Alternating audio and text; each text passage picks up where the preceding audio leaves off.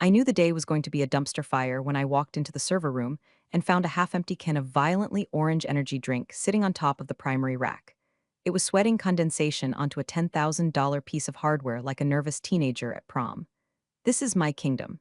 It's 65 degrees, smells like ozone and expensive plastic, and usually, it's the only place in this godforsaken building where logic actually applies.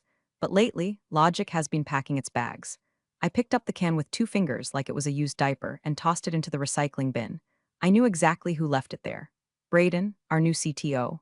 I put that in quotes because the only thing Braden knows about technology is that it looks cool in his Instagram stories.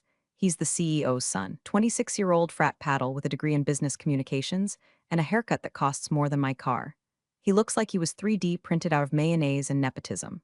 Listen, before I get into how I dismantled this kid's ego like a faulty hard drive, do us a favor. Hit subscribe and smash the like. It's the only dopamine hit I get these days besides watching a deployment go green.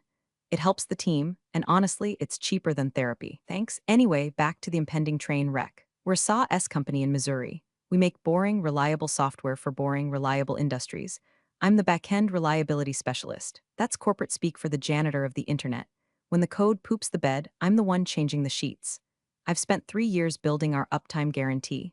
I wrote the disaster protocols. I wired the failovers. I know the heartbeat of this system better than I know my own blood pressure, which, thanks to Braden, is hovering somewhere between stroke and explosion. Today was the big day. We were demoing a new feature to a potential investor worth $100 million. This investor, let's call him Mr. Big, wasn't some tech bro idiot. He was old money, serious money. The kind of guy who checks the tires before he buys the car.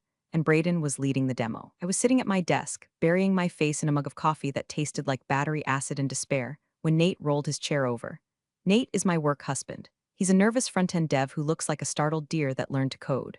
Marcy, Nate whispered, looking around like he was selling contraband plutonium. Have you seen the demo environment setup? No, I said, not looking up from my logs. And I don't want to. Watching Braden configure a server is like watching a monkey try to perform open-heart surgery with a spoon. It's messy and everyone dies. He changed the routing, Nate said, his voice dropping an octave. He said the latency on the sandbox was killing the vibe. He wants it snappy. My head snapped up. He did what? He bypassed the load balancer, Nate squeaked. I felt a cold shiver go down my spine. Kind you get when you realize you locked your keys in the car with the engine running. Bypassing the load balancer on a live demo with real data? That's not just stupid, that's suicidal. It's like taking the brakes off a Ferrari because they weigh too much. I stood up, my knees popping like bubble wrap. I'm going to kill him. I'm going to strangle him with an Ethernet cable. Marcy, stop, Nate hissed, grabbing my arm. You can't. The CEO is in there with him. They're doing a dry run. If you go in there and start speaking nerd, they'll just say you're being negative. You know how they are. Good vibes only, Marcy. Solutions, not problems, Marcy. I hated that he was right. I sat back down, the rage simmering in my gut like bad sushi.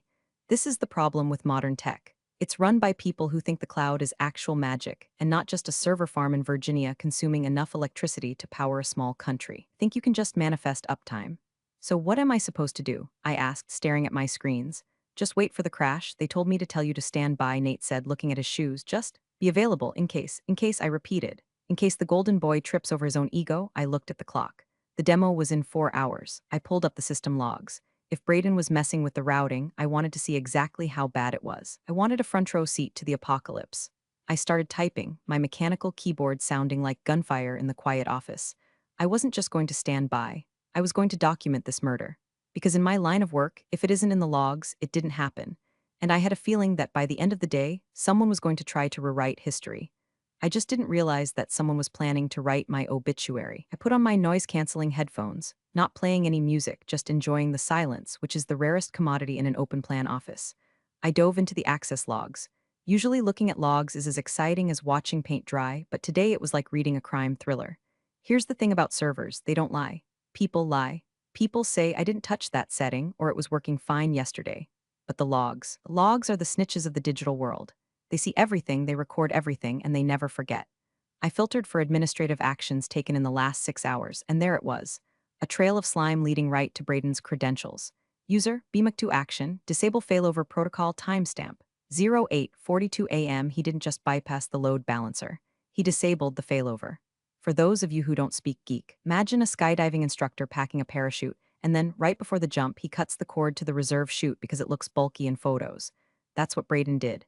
He turned off the safety net. But why? Why would anyone be that stupid? Stupidity usually has a pattern. You see someone try to fix something, fail, and make it worse. This wasn't that. This was clean, surgical. He went straight to the config file and commented out the rescue lines. I felt a pit form in my stomach. This wasn't just incompetence. This felt like sabotage. But who sabotages their own demo? I messaged Nate on Slack. Nate, come look at this. Don't make a face, just look.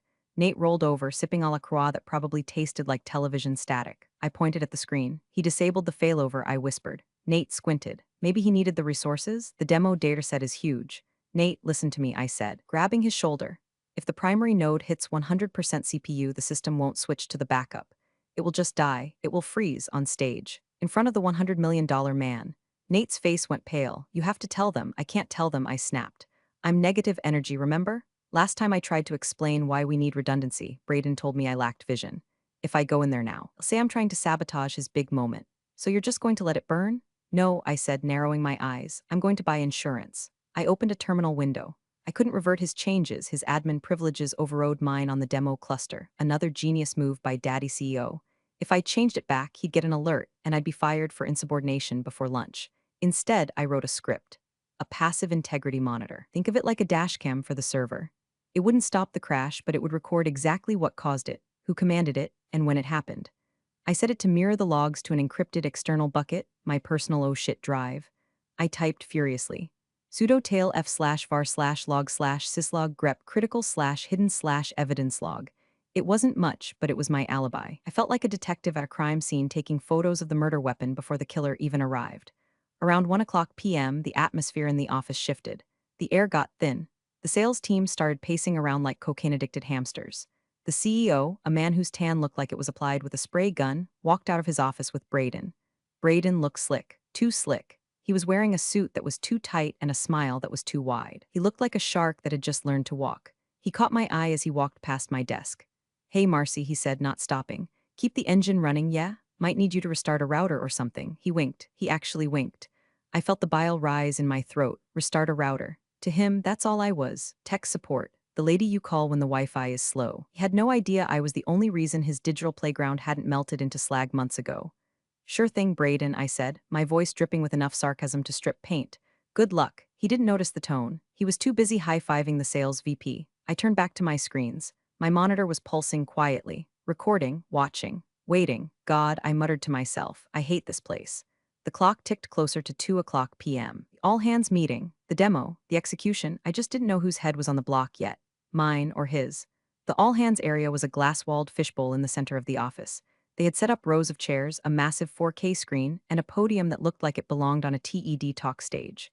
The vibe was forced excitement, like a cult meeting where everyone is smiling but secretly checking the exits. I was told to stand by, which meant I wasn't allowed in the room, but I had to be close enough to fix things if they broke. So I sat at my desk, 20 feet away, watching through the glass like a kid grounded during a birthday party. I had the system metrics up on one screen and the live internal stream of the presentation on the other. Mr. Big, the investor, sat in the front row. He looked bored. He was scrolling on his phone, probably buying an island or shorting the yen. The CEO was sweating, introducing Braden like he was the second coming of Steve Jobs. And now, the CEO boomed, his voice echoing through the glass, the architect of our future, our chief technology officer, Braden, applause, smattering, polite, terrified applause. Braden hopped onto the stage. What's up, guys? Let's talk about speed. Let's talk about the future. He started clicking through slides. The marketing fluff was dense enough to choke a horse, but I wasn't watching the slides. I was watching the CPU load on the demo cluster. It was climbing 20%, 35%, 50%, then I saw it. A flag popped up on my secondary monitor. Alert, outbound traffic rerouted. Destination, production DB main. My blood turned to ice water. He wasn't just using the sandbox. He was piping the demo queries through the live production database, the one our actual paying customers were using. He must have hard-coded the pointer at the last second to make the data look realer. You idiot, I whispered. You absolute walnut. If that demo crashed, it wouldn't just kill the presentation. It would take down the platform. Real customers would lose data. It was catastrophic malpractice. I grabbed my keyboard to kill the connection to save the production DB. My finger hovered over the enter key. Ding. A Slack message from Nate. I looked over. Nate was inside the fishbowl, standing in the back near the door. He was looking right at me through the glass. His face was gray. He typed, "Don't fix it." I typed back, "He's hitting prod. It's going to crash everything." "Nate, I know. Look at your badge access logs." I frowned. "What?" I quickly tabbed over to the security dashboard. I queried my own badge ID. User Marcy admin status, active location. Server room nothing weird. I looked back at Nate. He shook his head slightly and mouthed something. I couldn't hear him through the glass. He pulled out his phone again. Nate, trust me, just go, clock out. Leave now, go, I thought, leave? In the middle of a crisis? Nate looked at me with an intensity I had never seen in his watery eyes. It was a plea, just go. I looked at the screen. The CPU was at 85%. Braden was ramping up to the live data stress test part of the demo. He was about to hit the button that would send a tsunami of queries into an unprotected, non-failover system linked to production. If I stayed, I would be the one trying to fix it. And if I was the one typing when it crashed, guess whose fingerprints would be on the murder weapon? Blame the mechanic, I muttered. It's the oldest trick in the book. If the car crashes, blame the person who last touched the engine. I understood. Nate knew something I didn't. I stood up. My legs felt heavy. I grabbed my bag. I didn't lock my screen. I left the monitoring script running, the terminal window glowing green with the truth. I walked to the time clock by the exit. It was an old-school biometric scanner. I pressed my thumb against it. Beep. Clocked out 2:14 p.m. The demo was scheduled to hit the stress test at 2:20 p.m. I pushed open the heavy glass doors to the lobby. The receptionist, nice girl named Tiffany who thought cloud computing meant we worked with weather data, looked up. Leaving early, Marcy? Doctor's appointment, I lied. Migraine, oh, hope you feel better. I doubt it, I said. I walked out into the Missouri heat. It was humid and oppressive, sticking to my skin immediately. I walked to my car, a 10-year-old Subaru that smelled like old receipts and dog hair. I got in, locked the doors, and sat there. My hands were shaking. I had just abandoned my post. I had just violated every instinct I had as a reliability specialist. I started the car. The radio blared a country song about trucks and beer. I turned it off. I drove out of the parking lot, checking my rearview mirror. I half expected to see the building explode behind me. It didn't. But inside, I knew the digital equivalent of a nuclear meltdown was about 5 minutes away. I drove to a diner 3 miles down the road. I ordered a black coffee and a slice of pie I didn't want. I sat in the booth, staring at my phone, waiting for the world to end. The pie was cherry. It tasted like red dye number 40 and regret. I poked at the gelatinous filling with my fork, watching the steam rise from my coffee. The diner was empty except for a trucker in the corner eating eggs like he was angry at them. It was 2:45 p.m. My phone buzzed on the table. It vibrated so hard it rattled the silverware. I looked at the screen. Unknown number, local area code. I let it go to voicemail. It buzzed again immediately. Same number. I picked it up. Hello, Marcy, it's David, David Sterling. The name didn't register for a second. Then it hit me. David Sterling, Mr. Big, the $100 million investor. Why the hell was he calling my personal cell? Mr. Sterling. I sat up straighter, wiping a crumb of crust off my lip. Is everything okay? He laughed. It wasn't a happy laugh. It was a dry, incredulous bark. No, Marcy, everything is distinctly not okay. I'm currently standing in your parking lot while your CEO tries to explain why his son just nuked my database access. I closed my eyes. It happened. I said, keeping my voice steady. Did the demo fail? Marcy, the screen went blue, not just blue. Flashing error codes. Then the lights flickered. Then the fire alarm went off, apparently a server rack overheated. It was theatrical, I'll give it that. I'm sorry to hear that, I said, playing dumb. Here's the thing, Marcy, Sterling continued, his voice dropping. I just watched your CTO, and I use that term loosely, scream at your CEO. He said, and I quote, Marcy refused to provision the bandwidth. She sabotaged the script. My grip on the phone tightened until my knuckles turned white. Little weasel. He didn't just blame the legacy code, he blamed me personally. He said what? My voice was a low growl. He said you were in the server room messing with the load balancer right when it crashed. He claimed he saw you doing it. He said you have a vendetta against him because you didn't get the promotion. I felt the blood rushing in my ears, the audacity, the sheer, unadulterated balls on this kid. Mr. Sterling, I said, my voice shaking with rage, wasn't in the server room. I know, Sterling said, and I could hear the smile in his voice. I paused. You? No? Yeah, funny thing about due diligence, Marcy. I don't trust slide decks, I trust logs. When the system crashed, I asked to see the access audit immediately. Your CEO tried to stall, but I insisted. I pulled the badge entry logs for the server room. He paused for effect. The last person to enter the server room was the janitor at 6 o'clock a.m. And you're back. You clocked out at 2:14 p.m. 6 minutes before the crash. Unless you can telepathically crash a server from the highway, you didn't do it. I let out a breath I didn't know I was holding. The air in the diner suddenly felt breathable again. Thank you, Mr. Sterling, I whispered. Don't thank me yet, he said. They don't know I know. I haven't shown them the logs yet. I just walked out. I wanted to call you first. Because if they're willing to lie about this, they're hiding something worse. They are, I said. The dam broke. He disabled the failover, Mr. Sterling. He bypassed the safety protocols to make the demo faster. He routed the test traffic through the production database. He risked every client we have for a faster load time. Silence on the other end. Do you have proof? He asked. His voice was cold now, business cold. I have a passive integrity monitor running on my workstation, I said. It's mirroring every admin command to an external bucket. I have the timestamps, I have the command lines. I have his user ID executing the override. Good, Sterling said. Don't come back to the office. Go home. Secure those logs, make copies. Do not answer calls from the office. Can you do that? Yes. I'm going to let them stew for bits, Sterling said. I want to see how deep they dig this hole. I'll call you tomorrow. Click. I stared at the phone. The trucker in the corner burped. I wasn't just an employee anymore. I was a witness, and I held the smoking gun. I took a bite of the pie. It still tasted like regret, but now it had a hint of sweet, sweet vengeance. I live in a small ranch house with a mortgage I tolerate and a cat named Pseudo who hates everyone. When I got home, I didn't turn on the lights. I went straight to my home office, a glorified closet with 3 monitors and an ergonomic chair that cost more than my couch, and fired up my personal rig. I logged into the external bucket where my integrity monitor had been dumping data. There it was. The autopsy report of a suicide mission. 141955 user. BMAC2 command. Force reroute prod DB01142002 system warning. Latency spike 400% 14. 2015 user. BMAC2 command. Ignore warnings RF 14 2045 critical failure. Kernel panic. He had manually overridden the warnings. The system tried to save itself. It tried to scream stop hitting me, and he gagged it. It was brutal to read. It was like reading a transcript of someone driving a car into a wall while the GPS screamed turn around. My phone buzzed. It was Nate. Nate, are you safe? Me, I'm home. What's happening there? Nate, it's a bloodbath.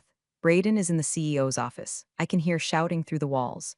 HR is running around with clipboards. They confiscated your laptop, Marcy. I smiled grimly. Let them have the laptop. The script had already uploaded the payload.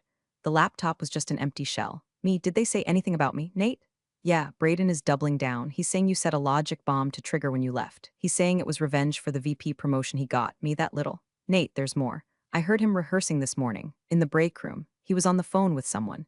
He said if the legacy stack can't handle it, I'll just blame the old guard and bring in Alpha Stream.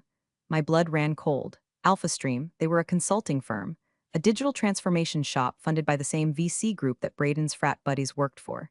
It wasn't just a mistake. It was a planned obsolescence. He wanted it to crash, maybe not this hard, but enough to justify firing the internal team, me and Nate, and outsourcing the contract to his friends.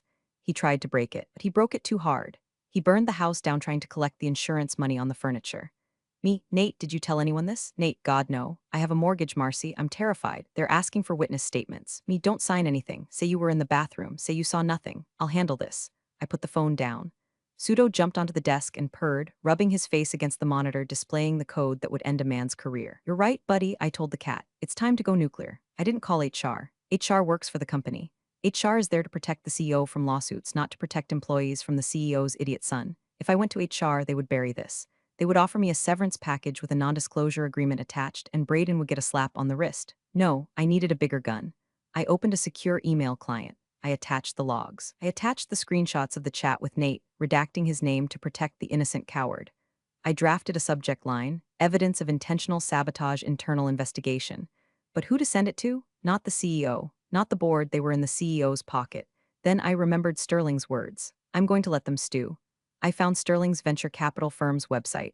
I found the email for their general counsel. I typed to the Office of General Counsel regarding the incident at company name. Attached are timestamps and server logs proving intentional bypass of safety protocols by C-suite executive, resulting in data loss. I am the back-end specialist being framed. I am prepared to depose. My price is anonymity until the hammer drops. I hit send. I went to the kitchen and poured myself a glass of whiskey, cheap stuff. It burned going down just the way I like it. I wasn't the reliability specialist anymore. I was the demolition expert, and I had just lit the fuse. The next morning, I called in sick. I put on my best I might be dying of the plague voice, but I don't think the receptionist cared. She sounded like she had been crying. Okay, Marcy, I'll put it in the system.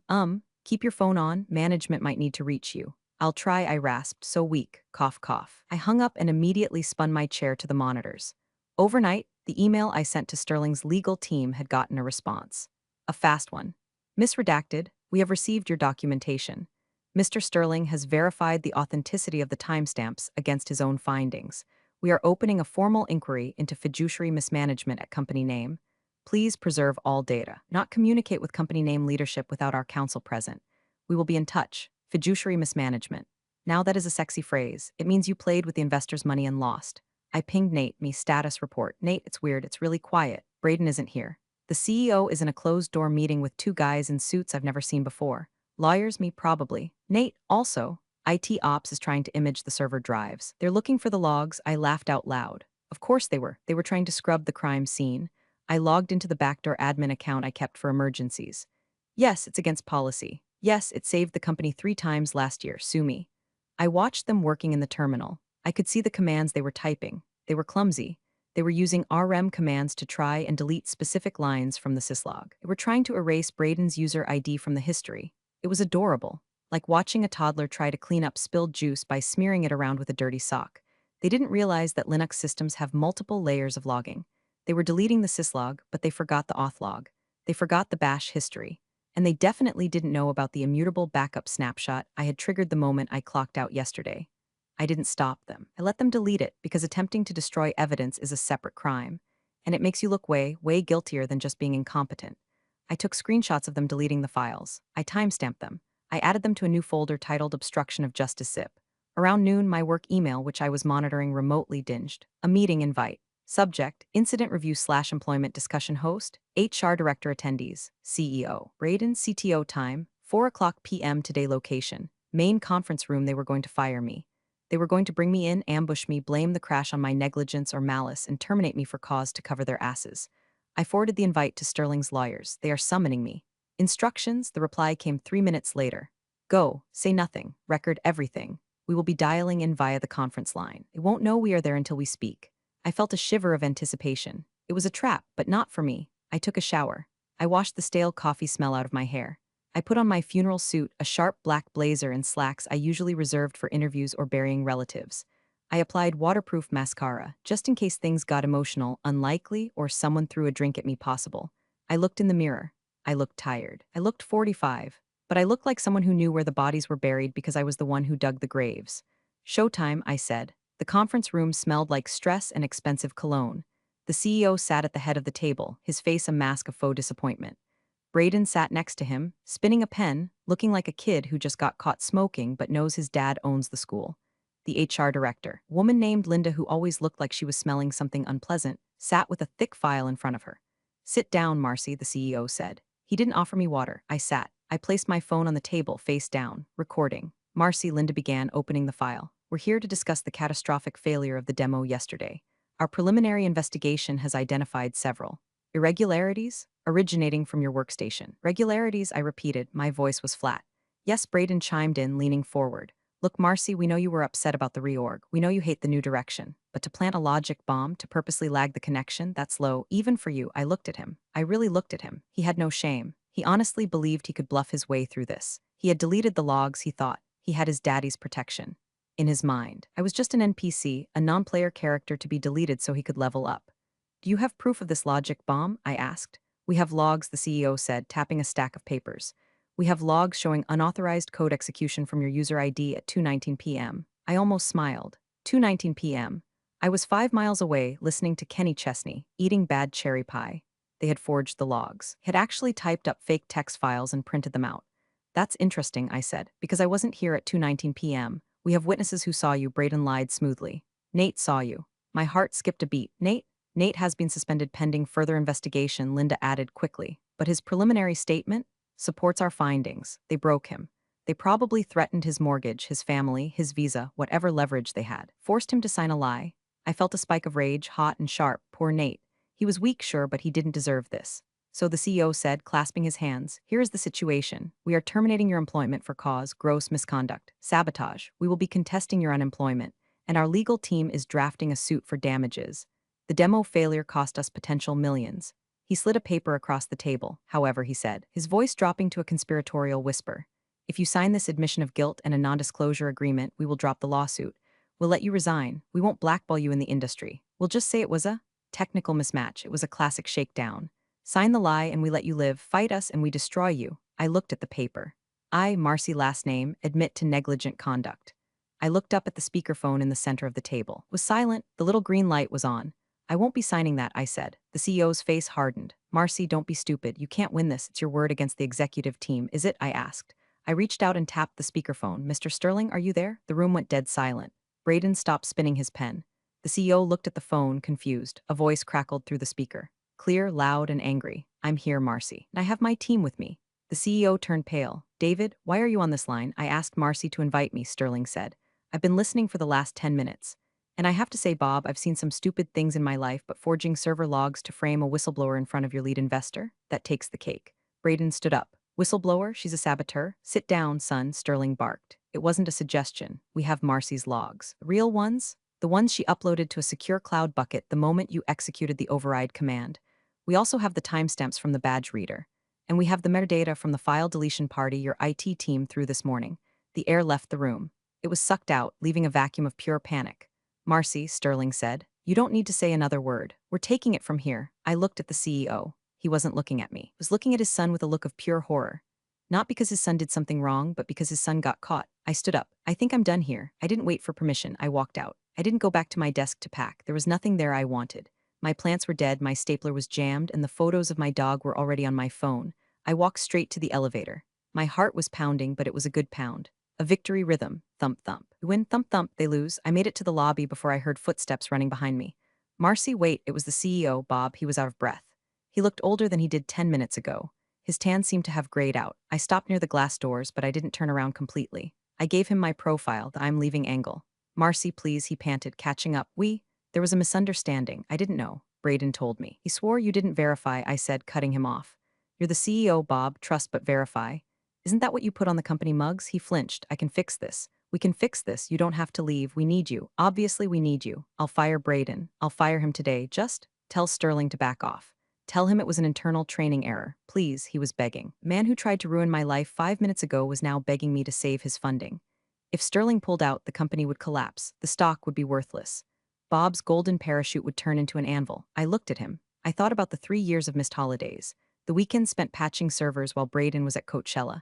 The way they made Nate lie. Bob, I said. You forged evidence. You tried to blackmail me. That's not a training error. That's a felony. I reached into my bag and pulled out a single sheet of paper. I had typed it up at home just in case. It wasn't the admission of guilt they wanted. It was my resignation. I resign, I said, effective immediately. My consulting rate is $500 an hour with a 4-hour minimum should you need help handing over the keys to the next admin. He stared at the paper. Marcy? What have you done? I pushed the door open. The heat hit me again. But this time it felt like a warm embrace. I fixed the uptime, Bob, I said. I removed the single point of failure. I walked to my car. I didn't look back. I didn't need to. I could hear the structure of his world collapsing behind me, and it sounded sweeter than any symphony.